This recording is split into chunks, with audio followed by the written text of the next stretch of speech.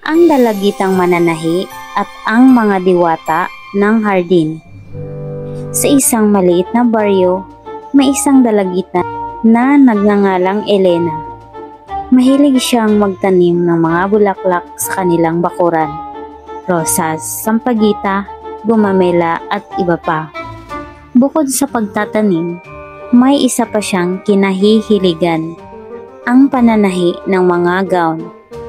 Hindi karaniwang gown ang kanyang ginagawa sapagkat ang inspirasyon niya ay nanggagaling mismo sa hugis, kulay at galaw ng kanyang mga bulaklak. May damit na ang palday kawangis na mga talutot ng gumamela.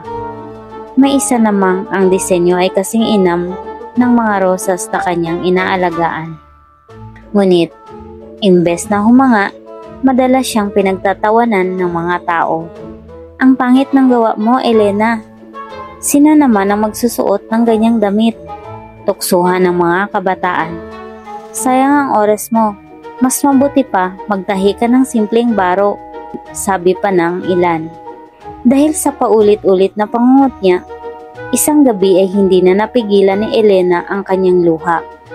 Umupo siya sa gitna ng kanyang hardin, habang yakap ang isang gown na kahugis ng sampagita. Siguro, wala talagang silbi ang mga gawa ko, bulong niya habang umiiyak. Ngunit hindi niya alam, mula sa mga bulaklak na inaalagaan niya, lumabas ang mga diwata. Maliliit ngunit makikinang. Naglalakbay sila sa hangin at may dalang hiwaga. Naawa sila kay Elena. Hindi mo nakikita, Elena, bulong ng isa, na sa bawat damit mo ay may kasamang pagmamahal. Huwag kang mawala ng pag-asa. At mula noon, palihim na ginagamitan ng mga diwata ng mahika ang mga gown ni Elena. Kapag isinuot ito ng sinuman, nagiging mas kaakit-akit at magaan ang pakiramdam ng nagsusuot. Parang bitbit nila ang bango at ganda ng mga bulaklak mismo.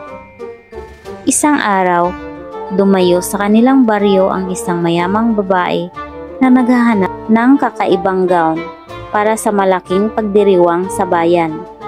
Isa sa mga gawa ni Elena ang kanyang nakita. Sa unay nag-alinlangan siya, ngunit nang maisuot niya ito, kumislap ang buong damit na parang tunay na talutot ng bulaklak na sumasayaw sa hangin. Napakaganda nito, sigaw ng babae.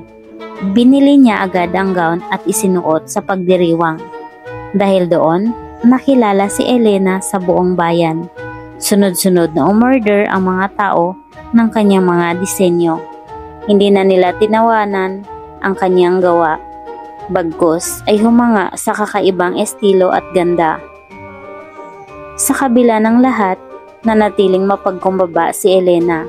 Alam niyang hindi lamang siya ang may gawa ng kanyang tagumpay, kundi ang kanyang pagmamahal sa bulaklak at ang lihim na tulong ng mga diwata. Kaya naman, sa bawat gown na ginagawa niya, palagi niyang inaalagaan muna ang kanyang mga halaman at pinapaalala sa mga tao, ang tunay na ganda ay galing sa puso at pagmamahal na ibinubuhos mo.